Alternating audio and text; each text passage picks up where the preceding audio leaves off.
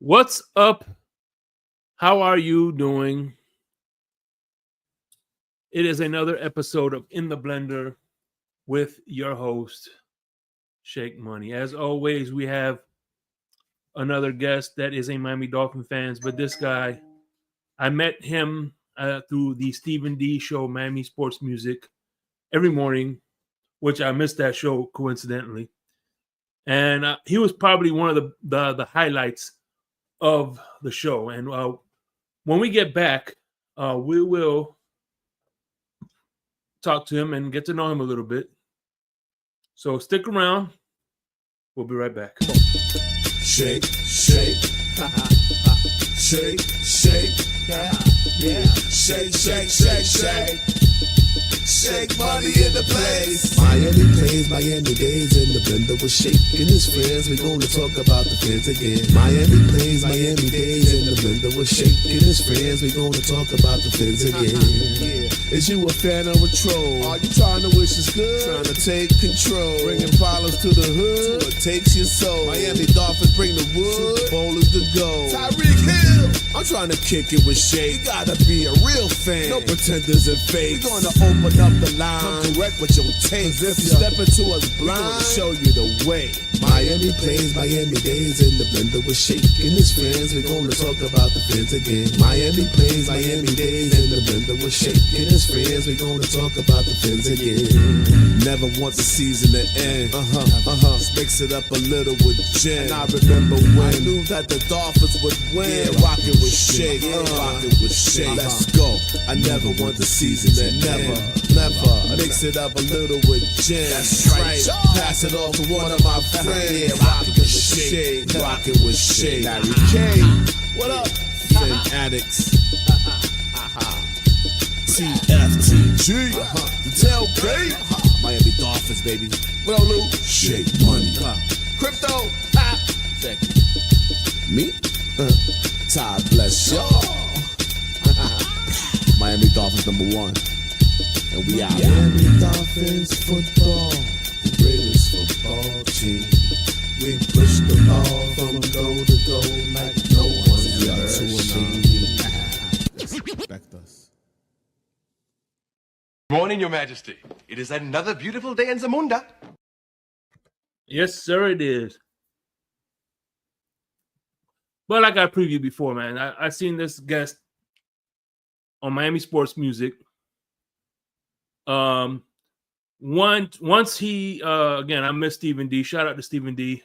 I know he's doing his thing right now. He's living his best life. Shout out to him. But the one thing I appreciated about this next guest is that he reminded him that Jordan was the GOAT, not LeBron. So here we go, my brother. Cameron 954. What's going on? Hey, yeah, what's man, good, Shake Money, man? Yeah, Hey, you had to remind him that, the... listen, Jordan's the GOAT. Hey, not Jordan LeBron. is the GOAT, and I still remind Stephen D of that every day. That's what's up. Yeah, whether it's on IG or text or just, catching up with him, the first thing I always say, like, Jordan's the GOAT. What's up? Oh, yeah. But appreciate you having me on the show, man. Hell yeah, man. I'll give a few shout outs real quick. Scott Jackson, who I will be seeing in Indy. My man Michael K, resident Bills fan. Mario, what's going on? Mario Gonzalez. My man Cap for Life in the building, and Cosa Nostra. He says, "Hey, look, man, we miss you, bro. Cap for Life." Hey, I miss everybody from that Clock Blocker show, man. We had a good run, and it was a good time, and I got to meet some really high quality folks, including yourself. And we're gonna Von Joe. Hey, Von Joe, man. What's good, Von Joe? If he's in the room, that's pretty awesome too. Man. It was a fun time with Stephen D. But he, like you said, he's living his best life, and we got to make decisions, based on what we need to do as men for our family, and that's what he did. And all props to him. No, for sure, man. And listen, to me, he was salt of the earth. You know what I'm saying? And so, and he had a lot of haters, so that tells you right there he was making it. You know what I'm saying? That's right. He was doing his thing. Yeah. And that one thing I learned in life, man. There are some people that generally can't stand to see you happy. You know what I mean? It's like I don't know, man. I always put a premium is if you focus more on people would I don't know what I'm gonna look for. Yeah, here we go. Instead of wishing somebody failure, why not wish yourself success? You know what I'm saying? If you put more time in investing in yourself versus trying to sabotage somebody, you be somebody. You won't have time to hate nobody. But that's the life we live, I guess. You know, tomorrow's not promised, right? So, you know, I just try to leave this place better today than I did yesterday, and that's the mentality moving forward. And speaking of which, man, one of the things I remember from you being on Club Blockers was that every morning you used to wake up to take your little one to go swimming. How's that coming along? Man, it's fantastic. And I appreciate you mentioning that. We were up at 4:15 this morning. I'll be up 4:15 tomorrow morning in the pool at 5-ish. And I take her to school. She's doing some summer classes she's an incoming freshman at St. Thomas Aquinas. Shout out Raiders. And she's taking some summer classes. So we take her straight to school and do our thing, man. It's awesome, man. And I appreciate you asking. No, man, because listen, when I see her in the Olympics, I'm like, I know her dad. Hey, you know her, man. You know her, but we're all part of her support system. Hell yeah! So, man, I wish her nothing but the best. So I've been following. You know, I still think about that. So you know what I'm saying, and I think that's amazing how, like you said, you put your kids first. You're trying to make sure that she's doing better than. You know what I'm saying, and I think that's how it should be. It is, man. I've had my time. I had my fun, man, and. You know, as a dad and a father and you know, a husband, it's my job to provide and make sure, you know, she had better than what I had growing up, you know, and that's what it's all about. Yeah. Well, and see this phone, man, I remember when I was a kid, we used to have 10 different things, like the Walkman, the camera, all that good stuff. You know what I'm saying? Well, brother, I got some years on you, man, because we didn't even have a Walkman, man. Damn. We're still spinning right, but it's all good, man. Let's talk about some Dolphins and yeah, for sure, man. By the way, what made you a Dolphin fan? Hey, man, that's a great question. So, being that I know you're originally from Chicago too, so yeah.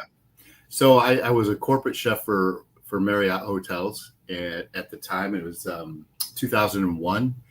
I was moving around the country, opening up new hotels, and I came down here to open the new Renaissance Hotel in Plantation. And it happened to be the host hotel for the Miami Dolphins during training camp. And it's still the host hotel for them today, actually. So when training camp was in Davie under the bubble, man, I would be cooking all the players' meals and catering and room service at all 9 yards. I got to know some players and, you know, got some pretty cool stories. Some I can share, some I can't, but they were all good times. And I just became ingrained in the Miami Dolphins culture early. And as I moved through my career, I got into the adult beverage, you know, wine and spirits distribution business. And my boss was a season ticket holder. And long story short, he passed away, but before he did, he asked me if I wanted his 2 season tickets. And he shared 4 seats with one of his coworkers, and they'd been season tickets since 1966. And wow. Before the 72 club, they were on the 45-yard line and 18 rows. Oh, right on. We got to talk offline about that. Yeah, last year, 2 years ago, I got my WSET level 2 wines. This year, I'm getting my level 2 in spirits. Get out of here. Yeah, man, I got my level 2. Man, we should talk. That's cool. I work for a winery in Oregon. Yeah, as a matter of fact, I'm going to Chateau Saint Michelle in August. Oh, you work for Southern? Yeah. I'm not gonna say which one. I'm not gonna say which one, but yeah, if you know, you know. I know. It's all good, man. That's awesome. We'll talk offline about that. Okay, for sure. Yeah, man. So I'm glad you brought up Chef, because one of the things that intrigues me is that you're in East 32, which is now saying East 22, because you know what I'm saying. What happened with that? I know they some signage movage or something like that. No, when they put the F1 track in, they reconfigured the whole parking lot, and really East 32 is actually now over in the yellow lot. But we were branded. So we started this Tailgate in 2007. That was the first year we really like put a tailgate together, and you know, from 10 guys sitting around a Weber grill to what it is today.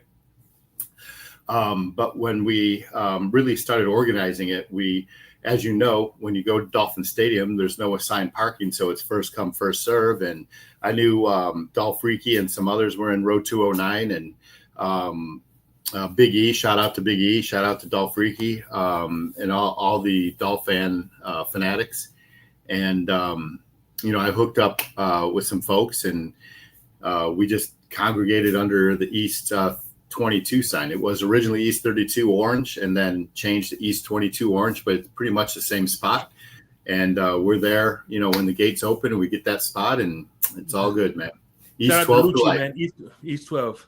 Hey, man, we're all up and down. We're one big family in that row, and East 12, East 22, man, we do it right. And we're really proud of that. You know, everybody up and down that aisle.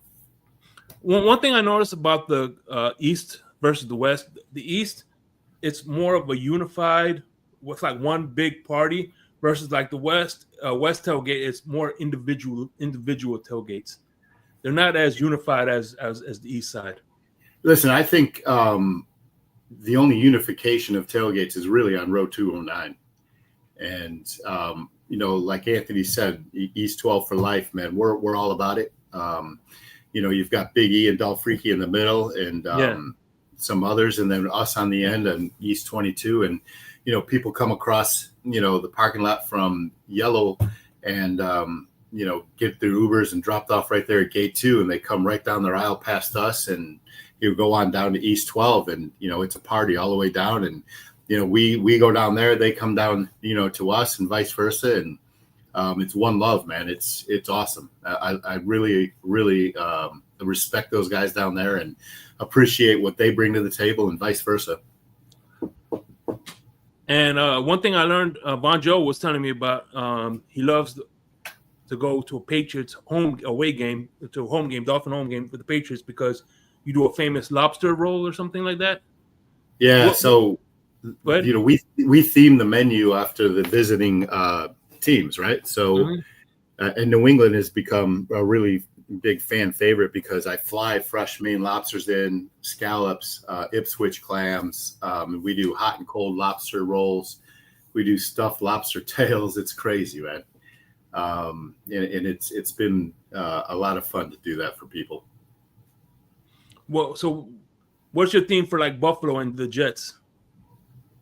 So Buffalo, obviously we do buffalo wings, but we've done smoked buffalo tenderloin. The Jets is funny. We usually do meatball subs and cheesesteaks or something like that, but something definitely New York inspired. So when the Chargers, you know, fan club weekend is the Chargers, what would be the theme for that? So we do burrilla tacos, and man, we do it up good, man. Yeah, I smoke the pork, and then we make the burrilla, and it's roasted for another like 8 hours, and we use that jus and thicken it up, and then incorporate that into the pork and make burrilla tacos. We use the jus, you know, on the grill with the corn tortillas, and we do it right.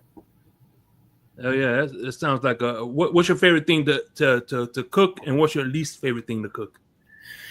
Man, that's a good question. Like, I always have a good time. We always have a good time, right? And so lately we've been trying to feature maybe some local restaurants. We do a partnership with Sonny's Cheesesteaks in Hollywood. Shout out Sonny's Cheesesteaks. Been there for 66 years, something like that. And so, like when Philly's in town, or sometimes we do the Jets, we do cheesesteaks, and people love it. There isn't really one that I don't like doing, because, you know, I love cooking. I love providing a great experience for all the fans that come through, and it's a lot of fun regardless of what's on the grill. All right. So here we go. Speaking of which, I'll be remiss if I didn't play this. What's up, y'all? This is Chef Jew. Looking for a great chef for your next catering party, private party, office party, etc. with welcome watering meals and desserts? Let Chef Jew Catering and Sweet Treats take care of it for you at an affordable price. Call me at 786-804-8096. Also reach me at chefjewcatering@gmail.com. Direct message on Facebook and Instagram at Chef Juice Catering. Chef Juice Catering and Sweet Treats. Food with a passion. We do it all. So that's a good shout out for Chef Jew because we feature his baked goods, his cupcakes, his brownies, and cookies at East 32. Yeah. I agree 100%. So let me ask you this then. Now let's get into some football now. Yeah, man. What was your not counting the draft? What was your favorite offseason move this offseason? That's a great question because there haven't been a whole lot of moves really that you would think they're significant. But I think getting the wide receiver from I can't pronounce his name, but from Tennessee, I think that's a really solid signing and somebody that I think adds some length to the wide receiving room. I think he's a good addition. Daniels, I know he's fighting through an injury right now, but he'll solidify the offensive line. Those are two off the top of my head that I really like. But to be honest with you, this team and Greer needed to really nail the draft, and I think they did a better than average job. I think they hit on some needs that I think are going to be impactful. So I know not including the draft, but to me, like the draft was the major part of the offseason. Yeah. And the one thing that what do you think that what does it say that they have yet to restructure to his contract and they only gave 1-year deals to all the free agents? Does that concern you that they're winning, or does that say, hey, you guys got to prove it? No, it's twofold, right? So if I'm not mistaken, right, Tua's contract goes he's a restricted free agent after next season, right? And Tua's contract, really, you can't restructure it this year. It wouldn't provide enough windfall for the team if it was restructured. I think after next season that you can really go down that route. And I think it coincides with kind of Tyreek's timeline on the team. Mm-hmm. That window for winning. But to be honest with you, in my opinion, that window is probably the past 2 years. And, the first, 2 years ago getting beat by Buffalo and last year just injuries decimating the team, I think were the biggest reasons why, Miami didn't play better and have a better record. I mean, but I think this season it'd be a little different. Which game are you looking forward to seeing the most? Man, that's also a great question. Honestly, we go to Pittsburgh, right? Yeah, December Monday night. Man, I want to see Phillips come off that edge and just bury Rodgers again.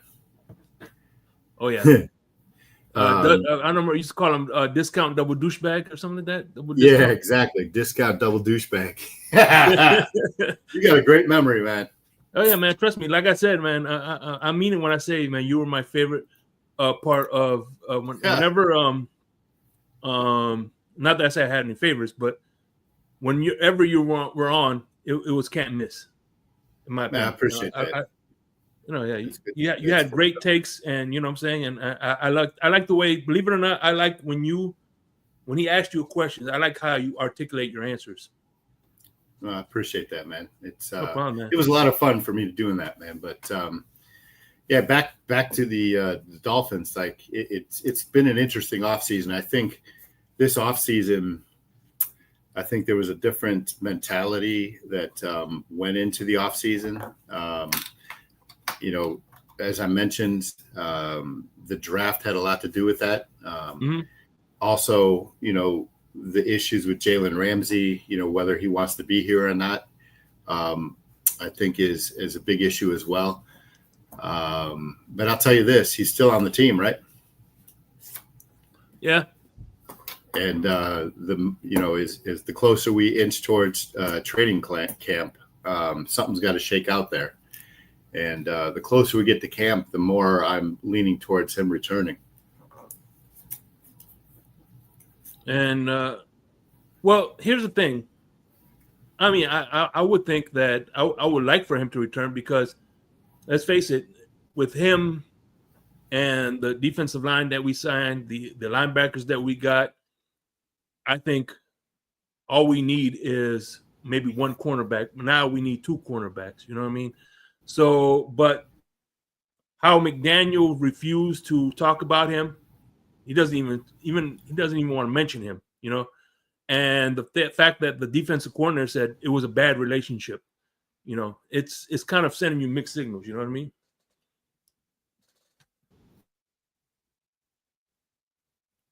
You there? Yeah.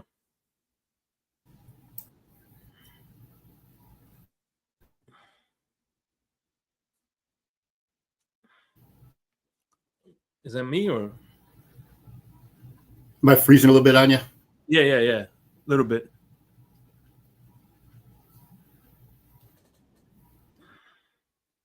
All right, my bad. But going back to what you were saying, about Coach McDaniel, I think you have to look at Mr. Ross and how he manages his companies. And as a fan, it's probably hard to hear this, but as fans, we should understand that Mr. Ross views the Miami Dolphins and Hard Rock Stadium as just another revenue stream.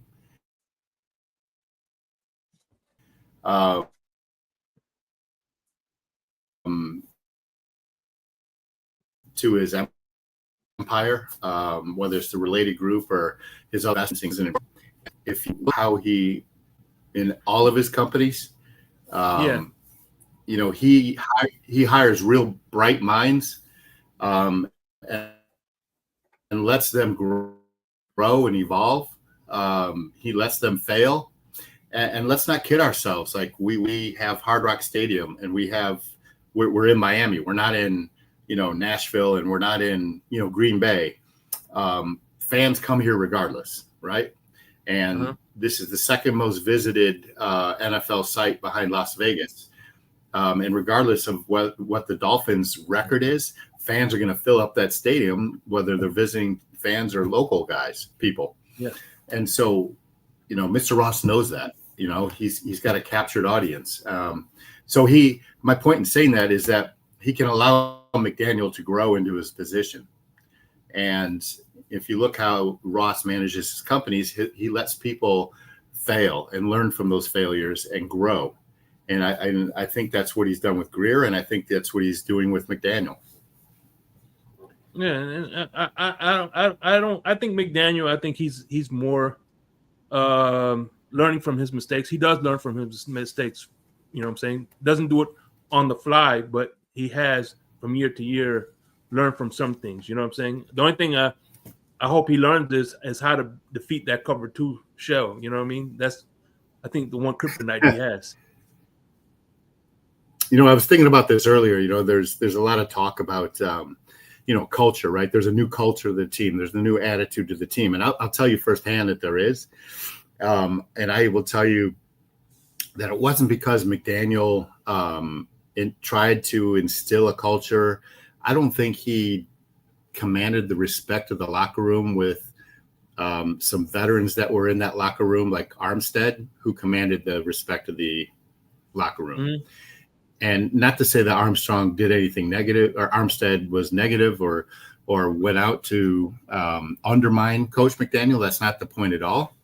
Mm-hmm. I think that there was some, some leadership presence in that locker room that probably commandeered the culture of the locker room, and those elements are no longer there.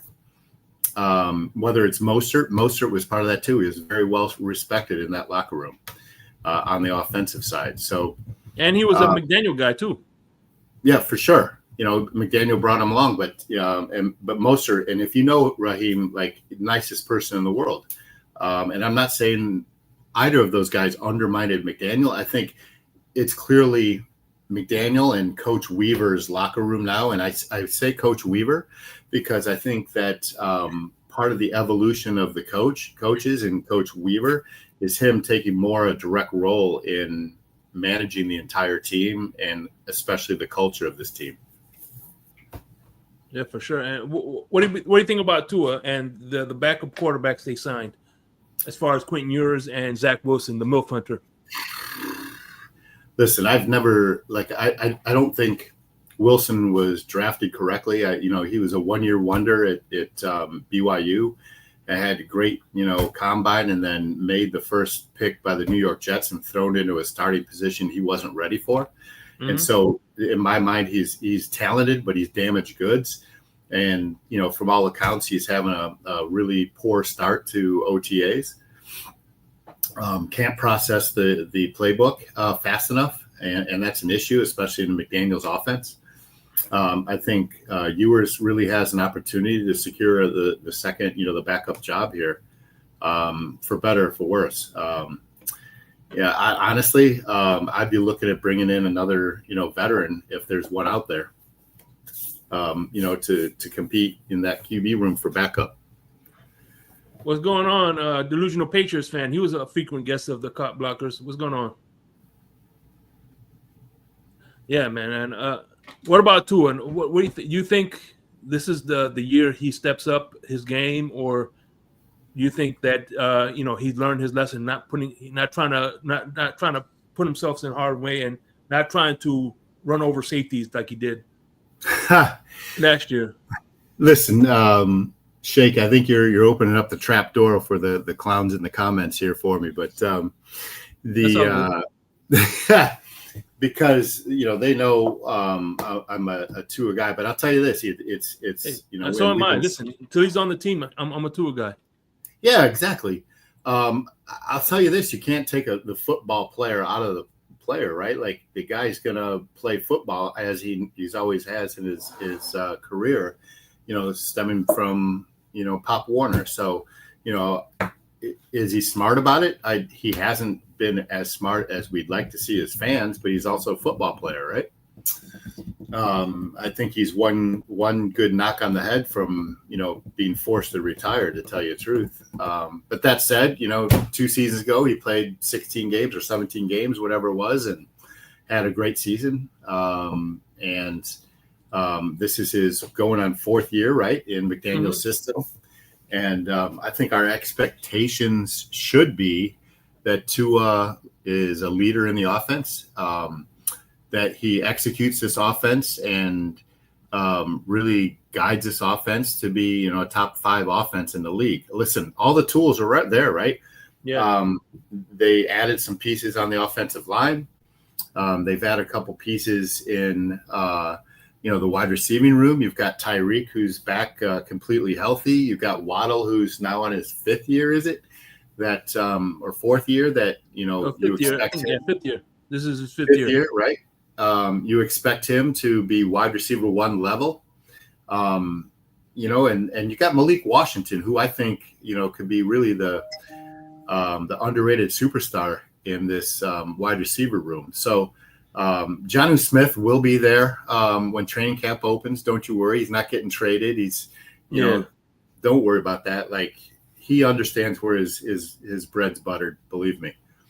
And, the running back room, you've drafted now a couple years in a row, really high caliber, productive running backs. Don't sleep on this kid from Oklahoma State. He very well could be, running back 1 at the end of the season because he's that freaking good. Think about who's the dude that drove OJ Simpson around, Allen. Mm-hmm. He's got his type of build and skill. And he led the NCAAs by a wide margin in rushing and receiving 2 years ago. He just had a shit offensive line last year at Oklahoma State. But that kid's a stud. And here's the thing. We finally have a running back, hopefully, if he pans out, to give it to on 3rd and short, goal line situations. But the one thing I want to say, touch upon Tua, because I said I believe in Tua too until he's not my quarterback. the one thing I want to see Tua do, I know he loves Mike McDaniels, and with good reason, because he believed in him and where no one else did, and he's the one who pounded the table for him to get his money. But the one thing I want to see him do is say, look, when he's in the line of scrimmage, I'm sorry, Mike McDaniel, what you're calling isn't working. I need to change it and take more ownership of the offense than he's doing now. I think that's the one thing that I want him to see him do.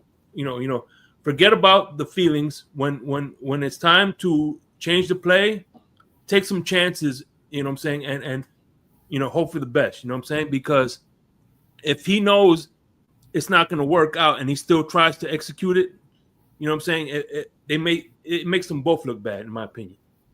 So I'll tell you this, like, I know, like, obviously, all teams do this, right? They script out the first 30, 40, 50 plays, 30 plays, whatever it is, first 2 drives, whatever that team sets. But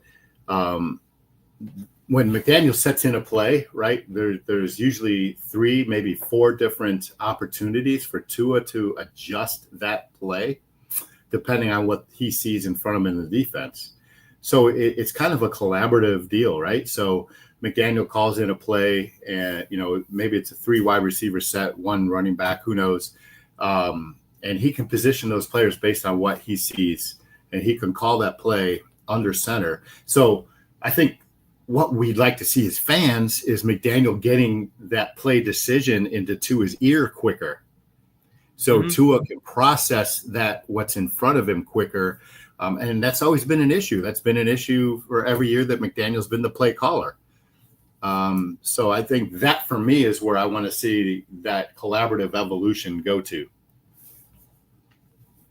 You know what? I agree with you 100% on that. It also starts with coaching, because, like you said, if you only have 2 seconds or 3 seconds to snap that ball, you don't have any time to audible. Right. You got no time to adjust. At least a few seconds so he could, make that adjustment. Yeah. So that's all about. That's on McDaniel, getting that play in quicker into his ear, getting the right personnel on the field and getting them prepared to be on the field. That's all it's about. So true that. So let me ask you this then. Going back to being a Dolphin fan, whatever, what were some of your memorable games at the Hard Rock? And how long you at the Hard Rock since you've been going? Man, so my first year as a season ticket holder was 2007. And I've probably been going to the Dolphin games since I've been here in 2001. Some of the memories, like maybe one of those early years, like 2001, 2002, is a Monday Night Football game. And this is funny. I was so hammered. I left the keys to my truck in the this is before my truck had a key fob, so there was actual key to it. Yeah. And I left that key in the lock to open the front door the whole entire game. And it came back out. I think it was Monday night versus the Jets. That was pretty funny. But some memories on the field, like the Pittsburgh Monday night game where we were underneath like a tropical storm, and it rained so bad, like water was coming out of the level 3. There was a Chicago Bears game a few years ago that was an epic game. That was a back and forth game that we ended up winning. Obviously, the New England game with Drake and the touchdown was incredible. And even more recently, like I think Tua's rookie year, when he was it was him and Mike Gesicki were the only 2 offensive players that really were with us shit on that team that year versus Kansas City, and they almost pulled that one out against Mahomes. That game, I think, proved to me like there was something to Tua on the NFL level, that he could win games on a consistent basis in this league. That he had the tools to make things like that happen. Like the passes that he makes at times, he could hit, a fly, off a kernel of corn, 60 yards away sometimes. So he's got incredible accuracy and timing. And I think that game proved that to me. So those are just some off the top of my head. All right, cool. And I got some on-the-spot questions real quick for you because, like I said, I don't want to keep you up. So, I appreciate it, man. No problem. And I appreciate you for coming on here, man. This is For when sure. I started the show a few years ago. By the way, I had Stephen D on the show. I had Dolph Freaky. I had OG McDuffie. I had TD Finstock. I have had some good guests on here. This is usually off-season season. So, Alan Poupard did a show with David Hyde, and he said that when the expansion teams of the Titans and the Texans, I believe, the Jaguars and the Panthers came, they had a chance to move to the AFC South, but they declined. Would you want the Dolphins, if it was up to you, would you want the Dolphins to move to the AFC South or stay with the AFC East rivalries? So that's a great question, right? So, what I guess you got to ask yourself, like, does it really mean that much that we're rivals with New England and Buffalo, as opposed to the advantage of less travel and being in warm weather year round, pretty much?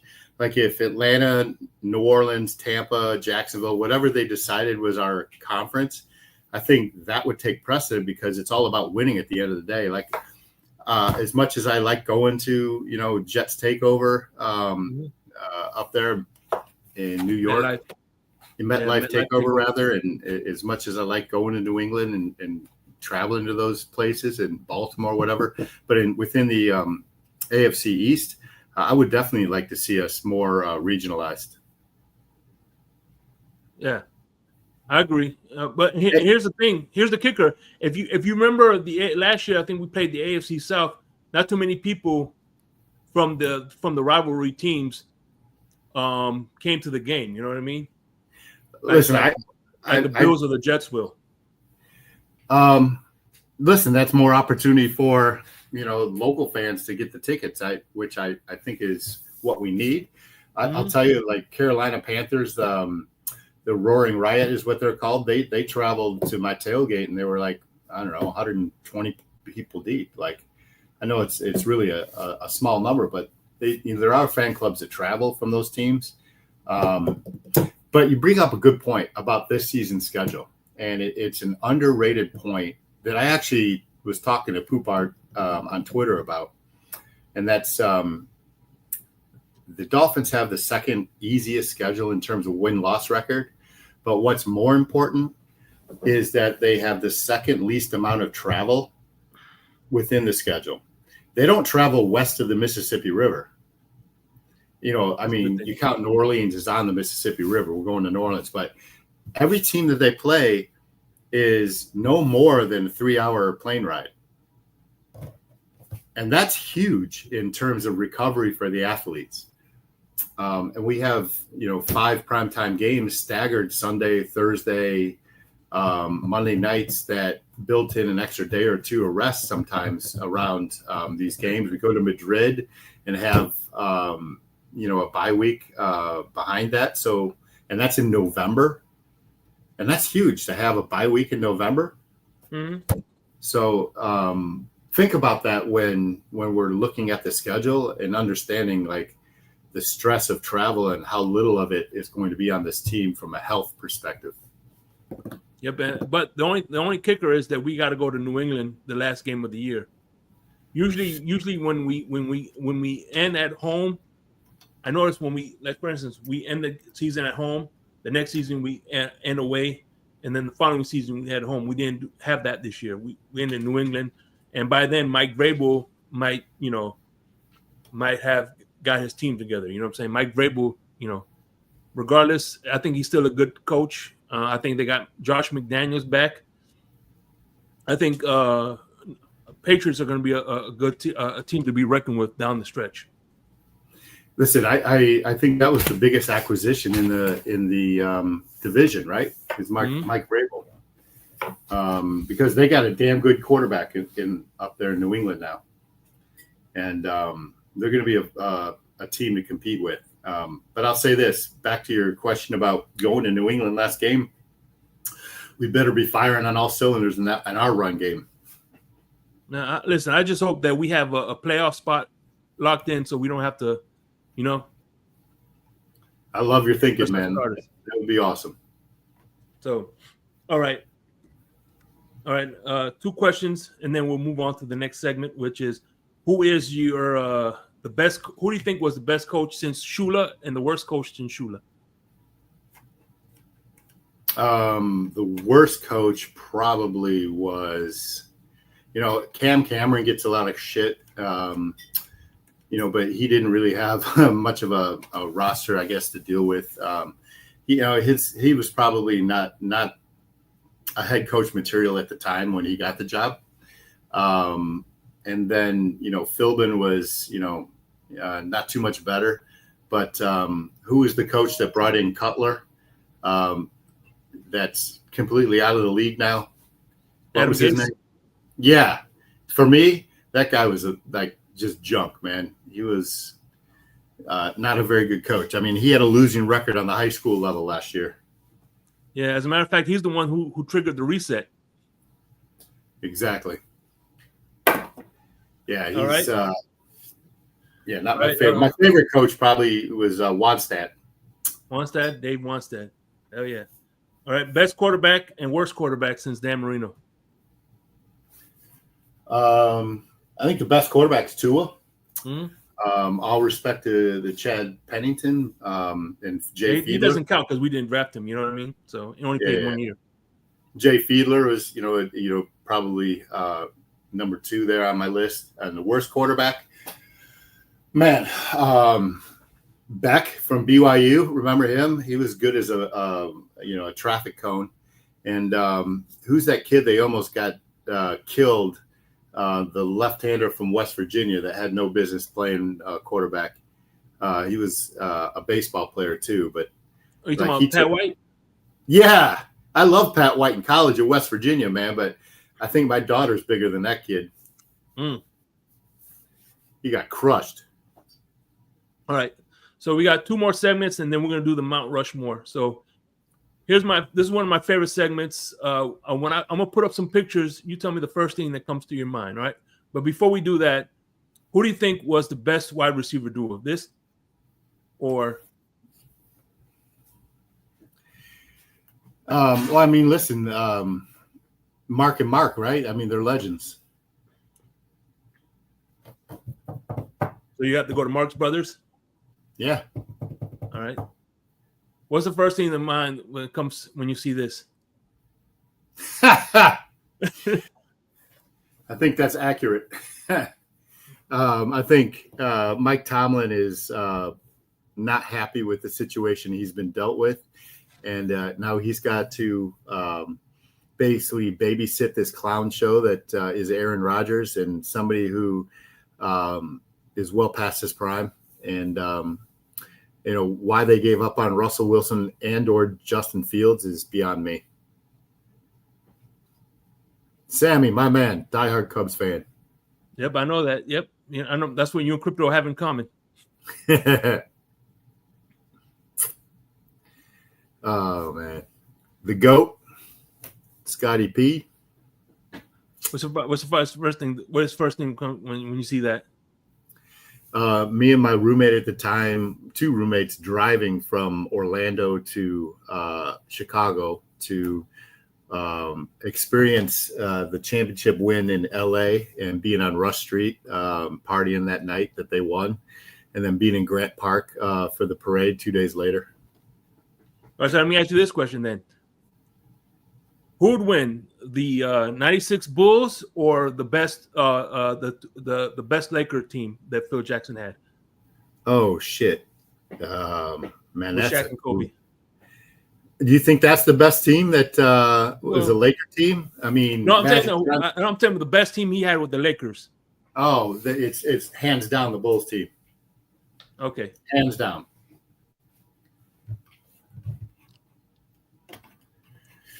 Somebody who got railroaded out of town that probably regretted the decision he made at the time, but doesn't regret it now. the GOAT.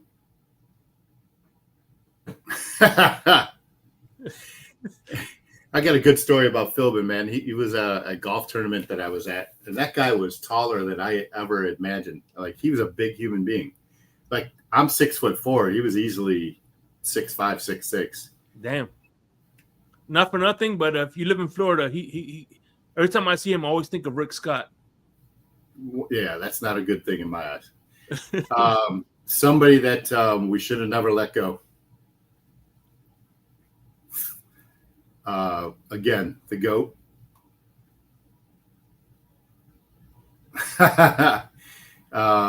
Man, I tell you what, that the killer, if it's killer bees, right? Yeah, Kim Bocamper. And being that you're a chef, I haven't been there yet, but what do you think of the food at Bocamper's? They're closing up. I think they've closed all but 2 of them now, maybe one of them. But Kim's actually, he lives in the neighborhood here. So I see him at the Starbucks once in a while, and he couldn't be a more nice guy. Like, approachable. He sits there a couple days in the morning, like when my wife gets her coffee, and she's sitting there like, he's sitting there just shooting the shit with anybody who comes by. It's crazy before he plays golf down at Grand Oaks. That's what's up. I love Kim. I'm a big Kim Bocamper fan, by the way. Him and Jim Mandich are big fans of those guys. Rest in peace. So Ed Reed returns about. Listen, Ed Reed should be, on the coaching staff for the Canes. He's the culture guy, right? Yeah. And I think that's a big addition up there in Baltimore. I am so excited for this upcoming season, not only for Jalen Phillips, but for Bradley Chubb, because they're both 100% healthy. Mm-hmm. And with Chop Robinson having a year under his belt, look out. Like, they fortified the middle along with Seiler with Grant. And it's going to allow not only the edges to work towards the middle, but it'll allow the linebackers to plug gaps and to fly over the field. Like, I'm really excited for our front 7 on D. All right, last but not least. The spotlight is on this guy. Is he QB1 or not? Oh yeah. All right. Last. I was gonna do it, but we're restricted on time, so we'll end it with, what is your Miami Dolphins Mount Rushmore? Mount Rushmore of Miami. And it could be player, coach, owner, whatever you want. All right. It's Coach Shula. Mm-hmm. Got to put Marino in there, obviously. It's Ricky. And the last one, I'm going to, probably say Larry Zonka. Because as a kid, growing up in Chicago as a Bears fan, Larry Zonka was always like, he was the man. Like, you wanted to be Larry Zonka. Like, you grab the football and you call out a player's name. Hey, I'm Walter Payton, and you're dodging and ducking and doing all these things. You say you're Larry Zonka and you're running somebody over, and we love that shit. And so he's always got good stories too, man. The best, man, the best. So I'm gonna put Zonka up there, and honorable mention is Taylor, and I love Marshall when he was a wide receiver here. And like I said, Ricky Williams is up there as well. All right. Any final thoughts? And what do we have? Where can we find you, man? Hey, so first of all, I appreciate this opportunity to get back in front of the folks and the fans. I appreciate you coming on here, man. Yeah, my pleasure. Willing to do it when you need, man. Just let me know. And as far as how you can find me, I'm pretty easy to find. Instagram's East 32 Dolphins Tailgate. Same for Twitter or X or whatever the hell they're calling it these days. Visit the East 32 Facebook fan page. We're on there, man, and you'll see us out of the stadium. I've got some an opportunity that I'd like to announce maybe in another month with consideration to the tailgate. So we're working on something pretty big in conjunction with the Miami Dolphins. And if it works out, it's going to be a lot of fun for everybody. Yeah, man, I would like to have you on again to announce it, please. Yeah, for sure, man. Shoot me a text and we'll get this thing rolling. But again, man, I appreciate your opportunity to give me some time here on the show. I appreciate you, man. And so, as once it's on, we'll kick it backstage for a few more minutes. And again, I appreciate you for coming on here. Thank you, everybody, for coming through, watching us, and the people that watch on the replay. Fins up, and let's hope for a hell of a season, man. So hey, and go Cats tonight. Let's get that. Hey, vamos gatos, baby. Hell yeah. Vamos gatos. Peace. Peace. I know you heard me on the radio flexing. She loved the sound of my voice, it's the best thing. Daydreaming of the jazz all day.